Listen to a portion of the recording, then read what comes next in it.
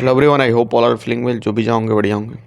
और इस वीडियो में हम लोग साइबर वार का खतरा के बारे में देखेंगे। समय समय पर मीडिया में यह चर्चा होती रहती है, अमुक वेबसाइट हैक हो गई या फला वेबसाइट पर चीन या पाकिस्तान के हैकर्स ने कब्जा करके कुछ समय के लिए निष्क्रिय कर दिया। अभी हाल ही में देश में सत्तारूढ़ दल भाजपा की वेबसाइट हैक होने की खबर आई थी और ज़्यादा समय नहीं हुआ जब यूपीएससी की वेबसाइट को भी हैक कर लिया गया था। भारत में इस तरह के साइबर हमले लगातार बढ़ रहे हैं। हाल ही में पुलवामा आतंकी हमले के बाद एक भारतीय हैकर ग्रुप ने पाकिस्तान पर बड़ा साइबर हमला कर दिया। भारतीय हैकर ने 200 से अधिक पाकिस्तानी वेबसाइट को हैक कर दिया था। टीम आई क्रू द्वारा हैक की गई इन वेबसाइट को खोलने पर कई शहीदों को श्रद्धांजलि देने वाले संदेश और एक मोमबत्ती जलती हुई दिखाई दे रही थी। इससे पहले पुलवामा हमले के फौरन बाद खबर मिली कि पाकिस्तान हैकरों ने भारत सरकार से जुड़ी कम से कम 90 वेबसाइट्स को हैक कर लिया। इनमें वित्तीय संचालन और पावर ग्रिड से संबंधित वेबसाइट खासतौर से हैकरों के निशाने पर थी। साइबर अटैक वाक्यांश का इस्तेमाल आतंकवादी गतिविधियों में इंटरनेट के माध्यम से किए जाने वाले हमले को बताने के लिए किया जाता है। इनमें कंप्यूटर वायरस जैसे साधनों के माध्यम से कंप्यूटर नेटवर्क में जानबूझकर बड़े पैमाने पर किया गया व्यवधान शामिल है। विशेष रूप से इंटरनेट से जुड़े किसी निजी कंप्यूटर में साइबर अटैक को किसी कंप्यूटर अपराध के रूप में और अधिक सामान्य तरीके से इस प्रकार परिभाषित किया जा सकता है। वास्तविक दुनिया के बुनियादी ढांचे, संपत्ति तथा किसी के जीवन को हानि पहुंचाए बिना किसी कंप्यूटर नेटवर्क को लक्षित कर उससे क्षति पहुंचाना, उसे हैकिंग भी कहा जाता है। हैकिंग एक ऐसी प्रक्रिया है जिसमें हैकिंग करने वाला किसी अन्य व्यक्ति की जानकारी को बिना इसकी इजाज़त के चोरी करता है। ऐसा करने के लिए वह उस व्यक्ति की निजी जानकारियों में सेंध लगाकर उन्हें हैक करता है।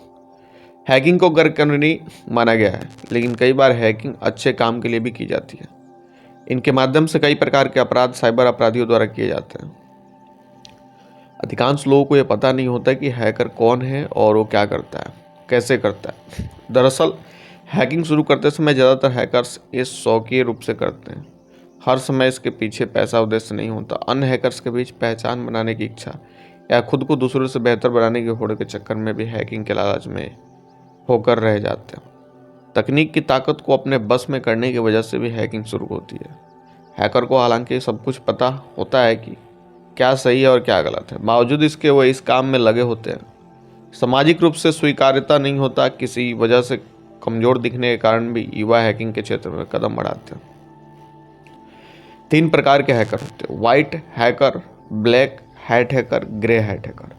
व्हाइट हैट हैकर की बात करें तो इस श्रेणी में आने वाले हैकर अच्छे काम करते हैं, यानी इन्हें लोगों की सुरक्षा के लिए नियुक्त किया जाता है। इन्हें सरकार के द्वारा किसी भी संस्था के द्वारा रखा जाता है। इन्हें एथिकल हैकर के रूप में भी जाना जाता है। ब्लैक हैट हैकर, इन हैकर्स को क्रैकर्स भी कहा जाता है। ये अपनी दक्षता का गलत इस्तेमाल करके गैरकानूनी काम करते हैं, जैसे किसी की निजी जानकारियाँ चुराना, किसी के अकाउंट को हैक करना और उन जानकारियों को ऑनलाइन इस्तेमाल पैसे कमाने में करना। इन श्रेणी में हैकर ब्लैक और वाइट का सम्मिश्रण होते हैं। कुछ समय के लिए अच्छा काम करते हैं और कभी कभी गैरकानूनी काम भी करते हैं। फिशिंग, इसे हिंदी में ऑनलाइन जालसाजी की संज्ञा दी गई है। इसके तहत अपराधी फिशिंग के माध्यम से नकली ईमेल या संदेश भेजते हैं जो किसी प्रतिष्ठित कंपनी, आपके bank, credit card, online shopping की तरह मिलते जुलते रहते हैं। अगर सतर्कता नहीं बरती जाए तो इनसे फंदे में फंसना तय है। इन जाली ईमेल या संदेशों का उद्देश्य लोगों की निजी पहचान से जुड़ी जानकारियाँ को चुराना है। इसके तहत किसी व्यक्ति की निजी जानकारी आती है जिनमें नाम, email, user ID, password, mobile number, पता, बैंक खाता संख्या, एटीएम, डेबिट कार्ड एवं क्रेडिट कार्ड नंबर और इनका पिन नंबर तथा जन्मतिथि आदि शामिल है। रैंसमवेयर एक प्रकार का फिरौती मांगने वाला सॉफ्टवेयर है।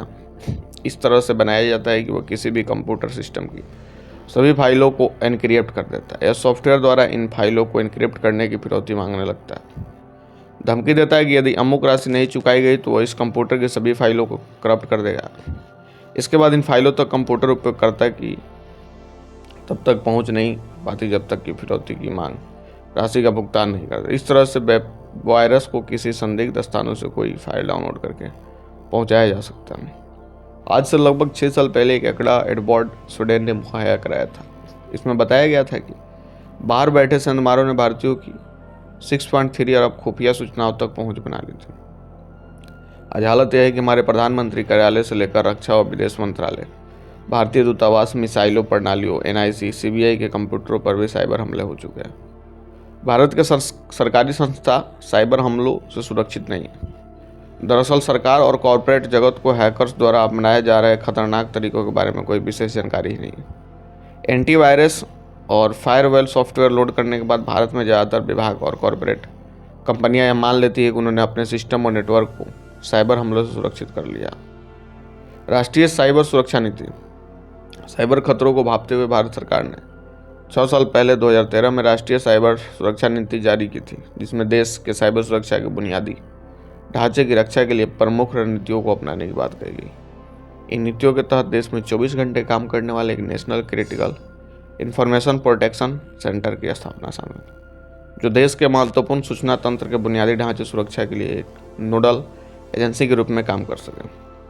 फिलहाल देश में साइबर सुरक्षा पर कोई संयुक्त कार्रवाई समूह नहीं है और साइबर सुरक्षा पर किसी स्वायत्त निकाय का गठन भी नहीं किया गया है। मुख्य विशेषताएं है इलेक्ट्रॉनिक लेन देन का सुरक्षित माहौल तैयार करना, विश्वास और भरोसा कायम करना तथा साइबर जगत की सुरक्षा के लिए हितधारकों के कार्यों में मार्गदर्शन करना। देश में सभी स्तरों पर साइबर सुरक्षा के मुद्दों से निपटने के लिए व्यापक और सहयोगात्मक और सामूहिक कार्रवाई हेतु रूपरेखा तैयार की गई। इस नीति के ऐसे उद्देश्य और रणनीतिक आवश्यकता को मान्यता दी गई है जिन राष्ट्रीय और अंतर्राष्ट्रीय स्तर पर अपनाए जाने की आवश्यकता है। इस नीति का विजन और मिशन नागरिक, व्यवसाय और सरकार के लिए साइबर जगत को सुरक्षित और लचीला बनाना, साइबर हमलों से राष्ट्र को सुरक्षित बनाने और खामियां दूर करने का लक्ष्य तय करना है। देश के अंदर सभी हितधारकों के बीच सहयोग और समन्वय बढ़ाना है। राष्ट्रीय साइबर सुरक्षा विजन और मिशन के समर्थन में उद्देश्य और रणनीति तय करनी है। ऐसी रूपरेखा और पहल ऐसी तैयार की गई है जो सरकार के स्तर, क्षेत्र और सरकारी निजी भागीदारी के माध्यम से आगे बढ़ाई जा सके। इसे साइबर सुरक्षा अनुपालन, साइबर हमलों, साइबर अपराध और साइबर बुनियादी ढांचे जैसे रुझानों की राष्ट्रीय स्तर पर निगरानी की जा सकेगी। साइबर क्राइम एक अवैध कार्य है जिसे जहां कंप्यूटर से साधन या लक्ष्य या दोनों तरीके से इस्तेमाल किया जाता है। कह सकते हैं कि यह एक व्यापक अवधारणा है जिसमें कंप्यूटर एवं कंप्यूटर नेटवर्क के साधन, लक्ष्य एवं आपराधिक गतिविधि का स्थानांतरण इस्तेमाल किया जाता है। आज साइबर स्पेस के खतरों की बात काल्पनिक नहीं रह गई है। वर्चुअल आतंकवाद, संदिग्धवादी और सैन्य आर्थिक महत्व की सूचनाओं के लीक होने जैसी घटनाओं को साबित कर दिया। सूचना के इलेक्ट्रॉनिक नेटवर्क में घुसपैठ की रोकथाम के पुख्ता प्रबंध नहीं करने का खामियाजा दुनिया में कई देशों को उठाना पड़ रहा है। साइबर का या वर्चुअल वार अब इसका खतरा वास्तविक है, इसमें संदेह नहीं रह गया है। भविष्य की सबसे बड़ी चुनौती साइबर वार होगी। साइबर वार यानी इंटरनेट के जरिए संचालित की जाने वाली अपराध और आतंकवादी गतिविधियां जिसे व्यक्ति या संगठन देश, दुनिया, समाज को नुकसान पहुंचाने की कोशिश करता है। आज सूचनाओं और जानकारियों का संचालन इंटरनेट के जरिए हो रहा है। ऐसी स्थितियों में विजेता वही होगा जो दुश्मन के कंप्यूटर नेटवर्क में सेंध लगाने में सक्षम होगा और हैकर्स द्वारा इंटरनेट पर संचालित किए जाने वाले हमलों से निपट सकेगा।